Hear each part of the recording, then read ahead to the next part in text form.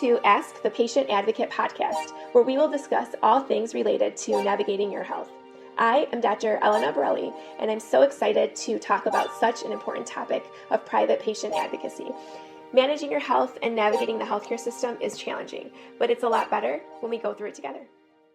I am thrilled to have Amanda today here with me for this episode at Ask the Patient Advocate podcast. In the current age of healthcare, it is so important to have an advocate to help navigate for you and your loved ones. Part of advocating is having the proper resources to support your diagnosis and management. And our episode today aims to shed light on the role of patient advocacy in navigating the complexities of modern healthcare and healthcare issues. And Amanda and I share the same mission to help navigate healthcare challenges. She is a certified holistic health consultant and a master herbalist. She helps people with many long-term and chronic health challenges like Lyme disease, gut health, brain fog, etc. Amanda and her family were diagnosed with Lyme disease and multiple co-infections, and now a living survivor. And she's here to help others that have the same health challenges. Therefore, she founded her company. We will talk more about it in the next few minutes. Amanda, I'm really pleased to have you join me today. I know we have talked about working together, sharing and referring patients, and a lot of times I have clients that have Lyme disease that really need a special approach. And Amanda, you may have some clients that have additional medical issues or undiagnosed symptoms that are not related to Lyme disease, which they could definitely benefit with working with a private patient advocate like myself. So I think it's great that we work together and really talk to our listeners and explain exactly how we can help and work together. So Amanda, thanks for coming today. And can you start by telling us a bit about yourself and your background with Lyme disease? Sure. Thanks for having me, and hello to all of your listeners. My name is Amanda Dahl, and like Dr. Borrelli mentioned, my family and I, we were all diagnosed with Lyme disease back in 2013. And at the time, we were given the option of treating with antibiotics, and that was pretty much it. And there were some challenges around that because, number one, it had taken 18 years of failing health on my and my husband's part before we actually got the diagnosis. So by the time we were told that we had Lyme disease, it had definitely gone chronic in our systems. We had multiple systems of our body were affected for each of us and for our son. But the additional challenge was that there weren't a lot of options at the time with treatments, not even so much like there are now. So for me, the especially big challenge to all of this was that I am allergic to several antibiotics. So that was not an option for me to do treatment. So right off the bat, conventional medicine was not working for me. And through a long journey with this illness, I uncovered natural health. I had to do a lot of advocacy for myself for, what sorts of treatment options were out there. And I really had to find others out there who understood alternative health and alternative modalities as a way to heal. That is so amazing. You had so much going on at once, all of your family getting diagnosed at the same time. I'm sure that was such a challenging time in your life. Yeah, it was devastating. Not only because, all of a sudden we all find out that we have these challenges, but the treatment options felt so limited. So, there was a lot of learning and researching on our own to figure out what we were going to do. And then, of course, there is the financial devastation that goes along with it because anybody in the Lyme disease community knows most treatments, even most of the tests that are out there, are not covered by insurance. So there is definitely financial devastation that comes with this as well. Sure. No, I Definitely agree with you. I have a lot of clients that do also have Lyme disease in addition to other health problems, and they have shared that exact issue with me as well, or concern. It is a financial issue for sure as well. Um, so tell me a little bit about your company and why your clients and why they come to you and what they like best about your holistic health program. Sure.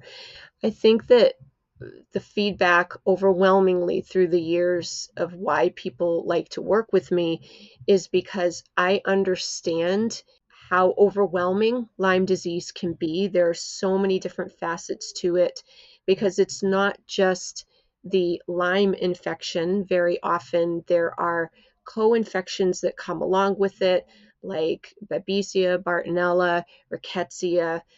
Also, mold illness is largely tied to Lyme disease. That is definitely a contributing factor for a lot of people. And I think people like to work with somebody who understands the ins and outs of this condition. I think that one of the things that happens in our medical community is there's a little expression, Lyme disease, you don't get it until you get it.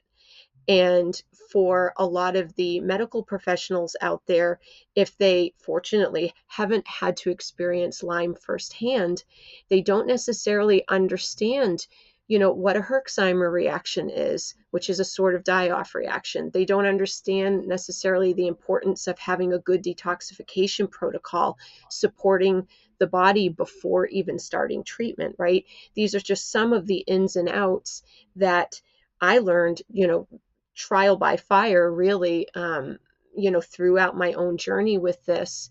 And I think that people appreciate working with somebody who understands all of those ins and outs. The other thing in my practice, when you asked about my practice, the thing that is so unique is I combined not only my holistic health background and my herbalist background, but I also do a number of alternative modalities like Reiki, like biomagnetic therapy, guided meditation, EFT tapping, tuning forks. I do a number of different modalities that are helpful for people because it's not just about the Lyme. We have to support the nervous system. I do a lot of limbic system work with people, somatic practices with people. So I took all of the things that have helped me in my journey and I went and learned professionally how to do them so that I could work with clients to do it. And that was really how this whole practice came to be.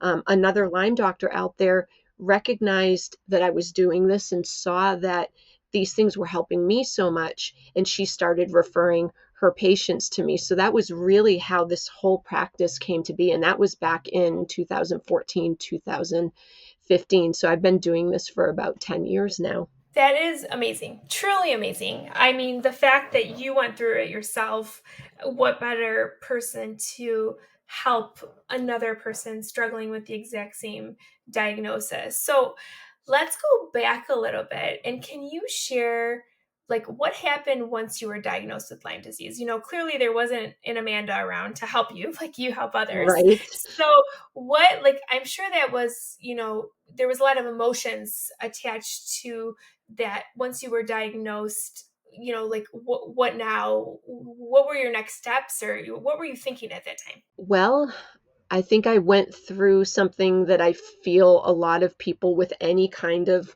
when they're diagnosed with any kind of long-term chronic health condition, there's a sort of sweep of relief. Oh, I finally know what's happening to me. And then that shifts and it gets really scary really fast because you realize how much you don't know. And you kind of start going down that rabbit hole of, well, what are available for treatments? Who are the doctors that I work with? What are the clinics that can help me with this? And you realize just how big and complex this whole thing is. So I very much did all of that. And then, I very quickly realized that the conventional way to treat Lyme disease, which is typically antibiotics, was not going to be an option for me. So I really had to dig deep and figure out, okay, what am I going to do? And that's when I started working with a naturopath who said, oh, it's no problem if you don't do antibiotics. There are alternative treatments out there. And she introduced me to the world of herbs and essential oils. And, so from more of the um, treatment standpoints, from, how are we going to kill this off in the body, she really introduced me to a lot of that. And then I was eventually introduced to different energy healing modalities. And it made me realize that healing from anything, right, whether it's Lyme or any complex chronic health condition, it's not just about healing the physical. There is a very strong emotional component of healing that has to be addressed, as well as an energetic / spiritual component that has to be addressed. So I just, over the years have gone on a whole journey to learn how to heal all of these different things. So that was really, it wasn't a quick learning curve at all. There was so much to it. There was a lot of trial and error about, what's going to work, what can we do? And, I was not only a patient, but I was also caregiving. So that added a whole different element to all of it, because when you start treating, there's a period where you don't feel better, you feel a little bit worse. So I had to be very mindful that we weren't doing things at the same time, because there were three of us treating. So there was a lot happening, and it was a very slow, one step at a time process. Yeah, I can only imagine all of the different emotions and physical and emotional challenges you were going through. You made a good point that getting the diagnosis is kind of like bittersweet, because a lot of times clients will tell me like, I just want to get the diagnosis, and I mean that's definitely Hmm. super important because you need the diagnosis to be able to kind of move forward. But then it's like, that's just the first part of the whole journey. Once you have the diagnosis, then you have to determine how you're going to manage it. And then you had the added burden of actually also being a caregiver. So I definitely commend you for everything that you've done and where you've come from Thank you. since then. Yes, of course. So, how do you think your experience could have been different with a private patient advocate, like helping you get to that diagnosis of Lyme disease, and then maybe further elaborate on like how would you have been different if there was an Amanda that was able to help you once you had that diagnosis? Oh, yes. Well, I think it would have been helpful to have somebody who understood the ins and outs of all of this. I really had to learn by doing. And I think if I had somebody like me, somebody like you, who understands the ins and outs of the medical system, of how diagnostics work, it would have shortened the whole thing. And one of the things that clients have mentioned to me when working together is how much money they actually save, like, because Lyme is so dependent on being able to afford treatment. Unfortunately, they say it's kind of a Sure. rich person's disease, right? Yep. But people like you and like Dr. Borrelli, we are saving people money because we can give them the blueprint of how to do things, instead of them having to try to figure it all out, especially. Absolutely. Yeah, right? And especially when sometimes we are mentally compromised when we're going through this, because there's a lot of pain, overwhelm, brain fog, so much fear. So when we have somebody that can extend their hand out and say, I know how to help you, it makes a huge difference. I wish I would have had that when we were going through all of that. And I know that just wasn't the path that I was meant to be on, because I was meant to learn how to do all this so that I could help others. But boy, I really, I don't take my role lightly, because I understand where people are when they're in that kind of frightened state and what do I do next? I would have loved somebody to say, here, I know how to do this. Here's the next steps. There, you hit it right on the head, because I always talk to, prospective clients, because they always ask me, well, what's the benefit of working with a private patient advocate? Like, what, Mm-hmm. um, you know, can you save me money? Like, what can you do? This is another added cost, right? And everything costs money now. Everything is, from Right. groceries to healthcare, everything is more expensive. And, you know, aside from cost, which cost, yes, I mean, as a advocate, cost is one thing that we definitely save, because we are getting them to the right care that they need, the right diagnostic testing, the right providers earlier. And so you're not wasting all that money trying to go to get these other things that you don't need to. And a lot of times, these things, you're paying for these specialty visits and specialists and possible medications and stuff like that. And they're maybe not really in the direction that you need to go. But aside from money, time is so valuable, Yeah. especially when you're trying to deal with a diagnosis, or symptoms that are undiagnosed. The longer it takes to get to that diagnosis, the longer it's going to take to get to that management plan. And Right. so, time and money I think, are the two critical components. Time and money are two areas where a patient advocate can definitely help. And I agree with you. Those are two factors that I do stress with my clients as well. Right. One thing that I just would love to say when it comes to Lyme disease, because this happens a lot, people will say to me, well, I had Lyme last year and I was bitten by a tick again. And they feel like they have to go through a whole diagnostic process again. And what I share with them is you can go and pay a lot of money to go and have another test, but all of the testing out there for Lyme at this point, it's all antibody testing. So you're already going to have antibodies in your system for it. So, like, even just being able to help somebody save money with not having to go and get, well, let's see, the least expensive Lyme test is, I think, about $300. Not the one that you get at your primary care, because those are not very sensitive tests. But if you pay for a sensitive test, you're looking at a minimum of $300. And that's just to tell you if you have the Borrelia infection. But chances are, if you were diagnosed with it last year, you still have it. Once you have Lyme disease, it doesn't go away. What you strive for is you strive for strong remission, which I've seen plenty of people get into a nice strong remission and maybe never have a flare of it again. But even just a fact like that can save people so much time, so much money, so much spinning your wheels, right? Because they're like, well, I got to go and start the whole diagnostic process over again. No, not necessarily. So just being able to give people that kind of information is invaluable when they're on this journey, because with Lyme disease, the longer you wait to treat, the longer you're going to have to work at it to get it into remission. And most people are not diagnosed in a timely fashion with Lyme. That's such a great point. No, those are all really, really important factors that you highlighted. And I think it's also confusing, because a lot of times people, don't understand that there's more than one test, right? So, like, even for allergy testing or sensitivity testing, people will say, well, I went to my primary care doctor, or I went to an allergist, and, I don't have any allergies. Well, that's true, but you may have sensitivities and things like that. So there's a lot of different testing for a variety of different disorders and symptoms.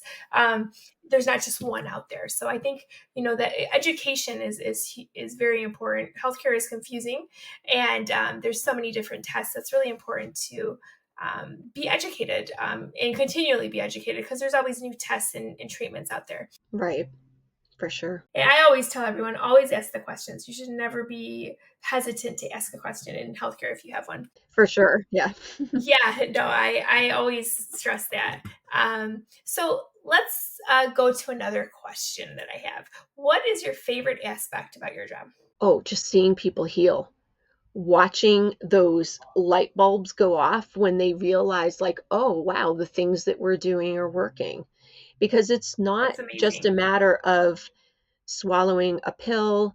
It's not just a matter of, doing an Epsom salt bath. Like it's all these pieces that we put together.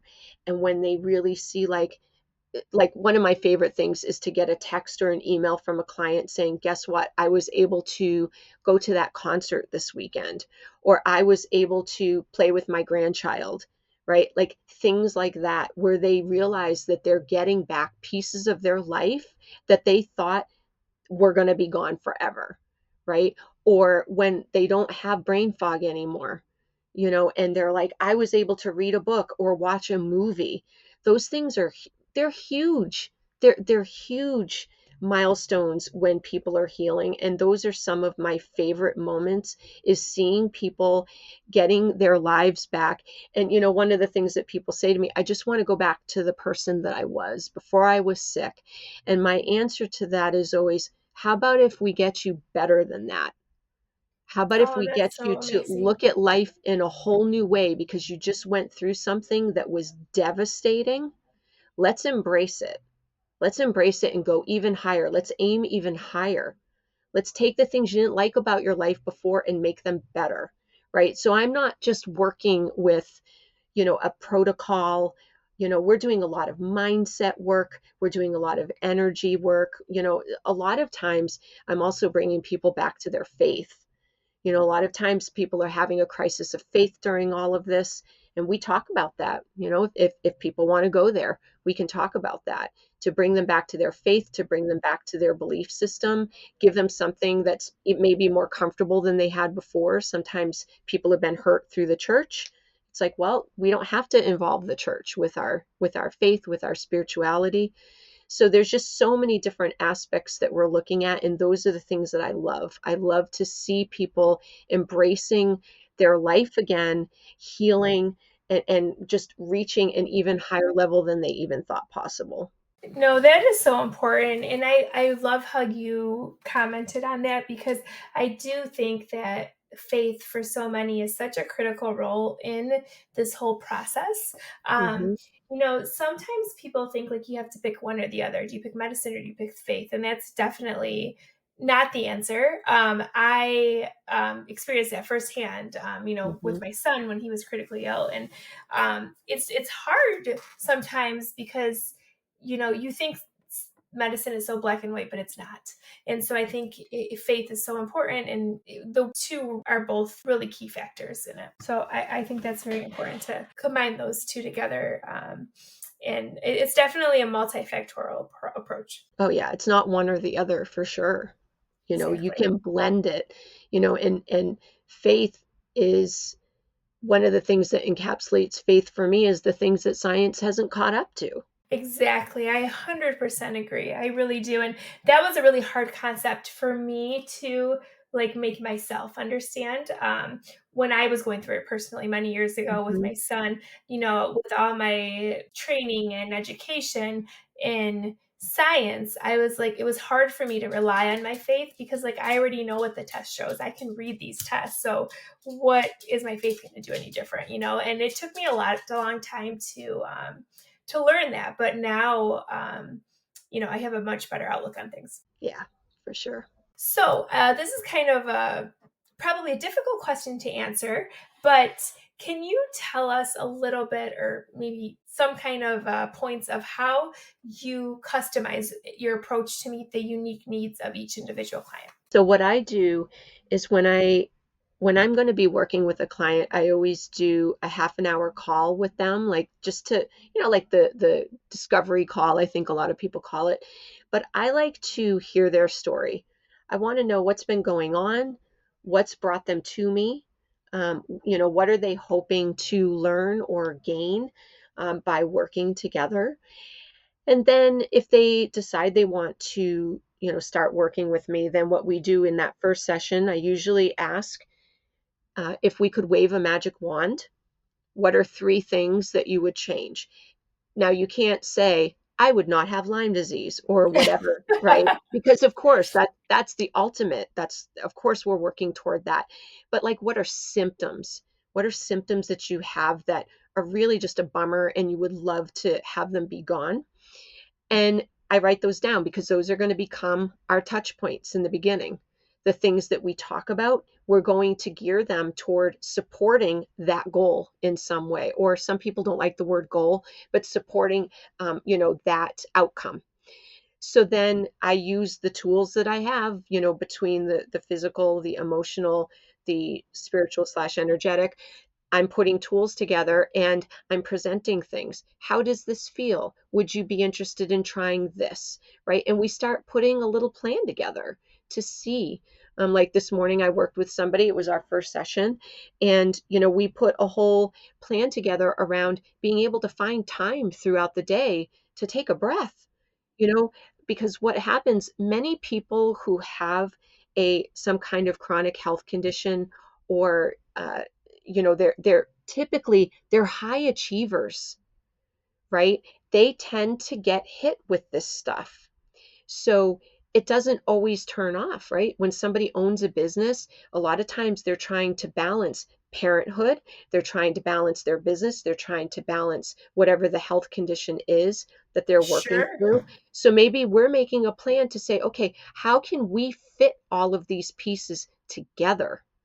How can we make it so that you can get through the day and you're not completely wiped out? And we're just doing little tweaks, little changes throughout the day to support the fact that, oh, I never feel like I have a moment. Or maybe we're working on brain fog. Or maybe somebody has, a lot of achy joints, arthritis, that sort of thing. So we're working to support that. And we make a plan. And every time we have a session, and any of my clients that are listening to this will laugh because they know this. I always say, look, if you come back to the next session and something isn't working out for you and you really just didn't like it, you can say, Amanda, I hated that. What else do you got? Right? My toolbox Right, is right. very large and very extensive because I've been there myself. And sometimes we pick up tools along the way and they work really well in the beginning. And maybe they don't work so well as time is moving on. They're like, oh gosh, that tool doesn't work at all for me anymore. I give people permission to throw tools away. Tool isn't working anymore. Get rid of it, right? So I bring in that mindset in there too. So every client is different, of course, but I love the uniqueness of every client. I get to know their stories. I read all their notes, like especially in the beginning, before session, I'm reading all of the notes. I want it drilled into my head, everything that I know about this person, because I don't want them. I know how frustrating it was for me to have to start with someone new and I'd have to remind them about bullet points of my health. I never want a client to feel that way. When we're talking, I remember that, you went to an event 3 months ago. I remember that you bought a new piece of furniture. I remember when you remediated your house from mold. Like I know these things, right? That's Because amazing. it matters. It matters. Yes. That is so amazing. I mean, I'm sure your clients feel so comfortable with you, somebody that's listening to them and that's really giving them not like some algorithm approach, but a really personalized, special approach. And that is truly how healthcare and health should be. And many times Yes. it's not. So that's amazing that you are able to offer that to Yes. them. That's Thank you. great. So, is there anything else you wanted to mention to our listeners that maybe I didn't ask you? Yeah, so May is Lyme Disease Awareness Month, so you might see a little bit more out there about Lyme disease this month. But Lyme isn't the only thing that I work on with people. I've mentioned, I have all sorts of tools.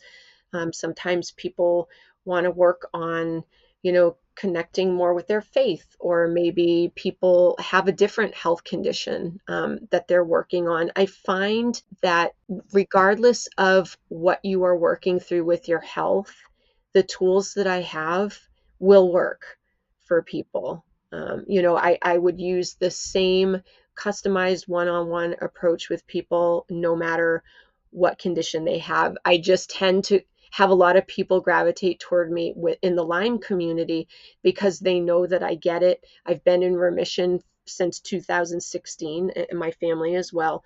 So they want to work with people who have gotten to remission, because some people out there have, been trying to do that for years and they're not there yet. So, that would be, what I'd want people to know. If you are in a position where you've had all sorts of tests and the doctors still don't know what is going on with you, like Dr. Borrelli mentioned, there's so many different tests, you might not have received the right test.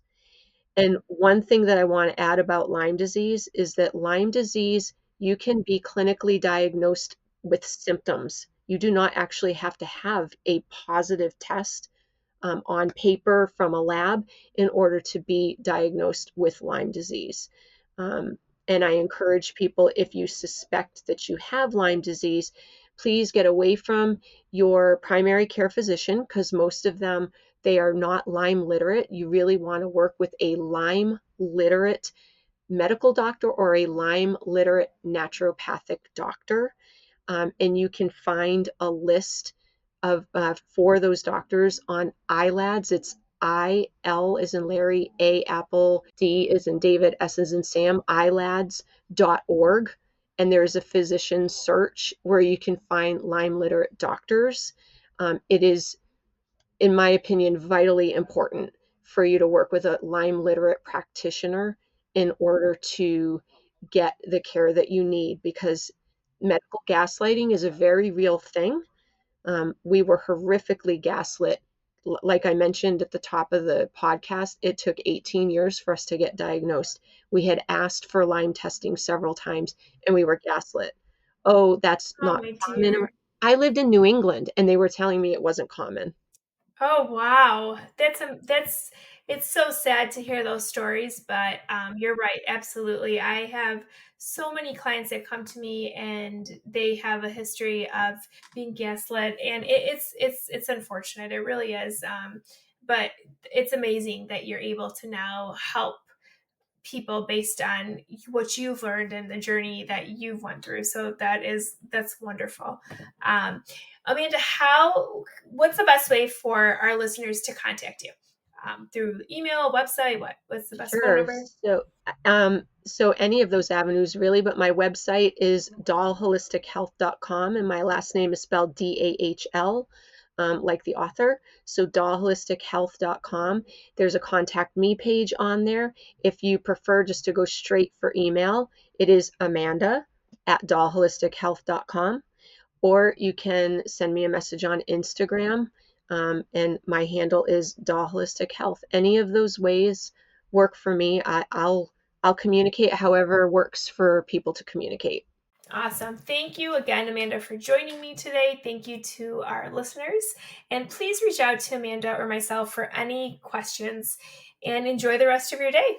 If you have a question for Ask the Patient Advocate, email advocate@pathwaypa.com. Managing your health and navigating the healthcare system is challenging, but it's a lot better when we go through it together.